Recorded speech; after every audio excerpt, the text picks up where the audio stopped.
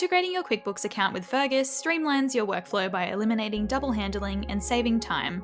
With this integration, you can automatically send customer invoices from Fergus to QuickBooks, sync payments for these invoices from QuickBooks back into Fergus, and import existing customers from QuickBooks into Fergus. Here's how to set it up. Go to your user profile in the top right corner of Fergus and select Settings. From the Settings menu, click on Integration Center. Choose QuickBooks and click the Connect to QuickBooks button. Enter your QuickBooks account details when prompted and confirm the connection with Fergus.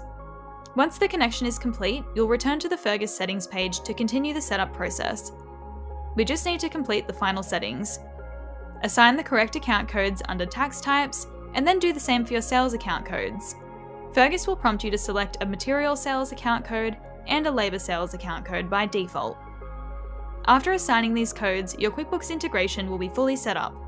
Finally, to import your existing customers from QuickBooks, click the three dots in the top right corner of the QuickBooks setup page and select Import Customers from QuickBooks.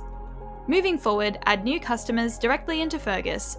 Their details will sync to QuickBooks automatically when you send them their first invoice.